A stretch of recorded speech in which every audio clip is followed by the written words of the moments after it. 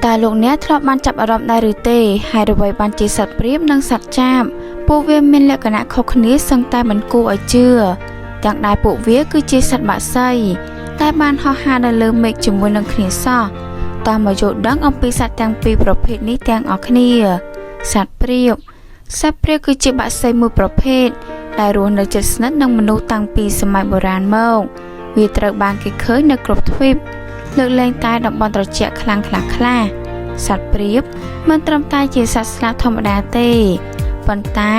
ថែមទាំងមានសមត្ថភាពខាងការគិតនិងការរៀនយ៉ាងគួរឲ្យភ្ញាក់ផ្អើលផងដែរ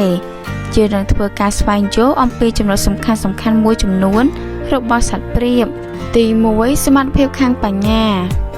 ការស្រាវជ្រាវវិទ្យាសាស្ត្របានបង្ហាញថា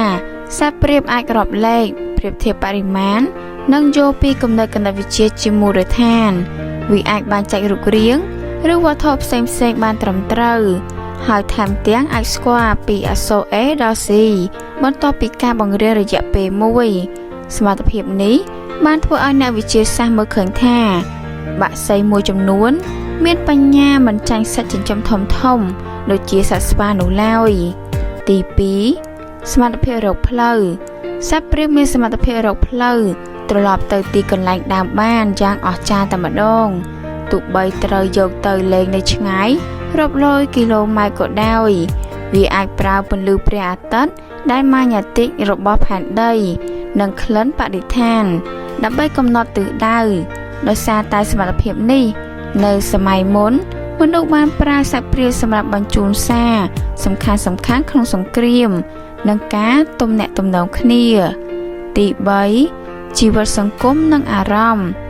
សត្វព្រាបជាសត្វដែលរស់នៅជាគូហើយមានភាពស្មោះត្រង់ខ្លាំងនៅពេលជ្រើសរើសគូរួចវាអាចរស់នៅជាមួយគ្នារយៈពេលយូរឬមួយជីវិតទាំងមូលតែម្ដងវាក៏អាចបង្ហាញអារម្មណ៍សោកសៅក្តីស្រឡាញ់និងការយកចិត្តទុកដាក់ចំពោះគូនិងកូនរបស់វាផងដែរទី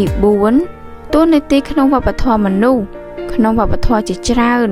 សត្វព្រាបត្រូវបានចាត់ទុកថាជានិមិត្តរូបនៃសន្តិភាពសេចក្តីស្រឡាញ់និងសេរីភាពជាពិសេសព្រាបសតែងតែត្រូវបានប្រើក្នុងពិធីសាសនាពិធីអាពាហ៍ពិពាហ៍និងព្រឹត្តិការណ៍សំខាន់ដើម្បីបង្ហាញពីភាពសុខសាន្ត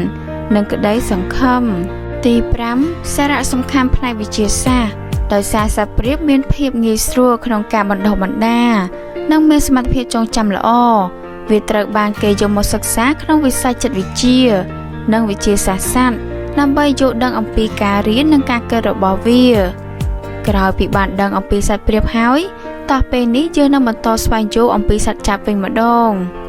សត្វចាបគឺជាបក្សីតូចមួយប្រភេទដែលរស់នៅជិតស្និទ្ធនឹងមនុស្សយ៉ាងខ្លាំងវាត្រូវបានគេឃើញញឹកញាប់នៅតាមភូមិទីក្រុងសួនច្បារនិងតំបន់កសិកម្មទោះបីជារូបរាងតូចក៏សត្វចាបមានភាពឆ្លាតវៃនិងមានតួនាទីសំខាន់ក្នុងប្រព័ន្ធអេកូឡូស៊ីផងដែរទី1លក្ខណៈទូទៅសត្វចាបមានទំហំតូចរាងមូលស្លាបខ្លីពណ៌ភាគច្រើនជាពណ៌ត្នោតប្រផេះឬខ្មៅលាយសពណ៌របស់វាជួយឲ្យអាចលាក់ខ្លួនពីសត្រូវបានយ៉ាងល្អសត្វចាបរស់នៅជាក្រុមហើយមានភាពសកម្មខ្លាំងជាពិសេសនៅពេលព្រឹកនិងពេលល្ងាចជាដើមទី2អាហារនិងការរស់នៅ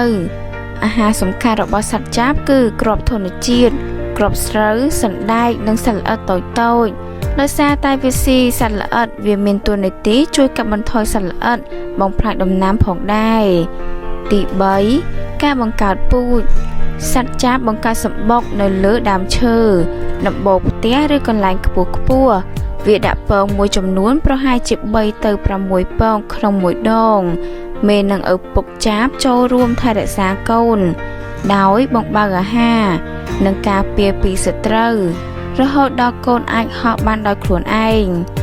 ទី4សមត្ថភាពនិងអរិយាប័ត្រសត្វចាបជាបក្សីដែលមានការសម្របខ្លួនល្អចំពោះបរិស្ថានវាអាចរស់នៅទាំងតំបន់ជនបទនិងទីក្រុងសំឡេងច្រៀងរបស់វាស្រទន់និងបង្ហាញពីភាពរស់រវើកនៃធម្មជាតិ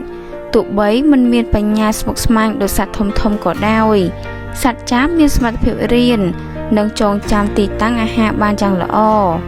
ទី5តួនាទីក្នុងជីវិតមនុស្ស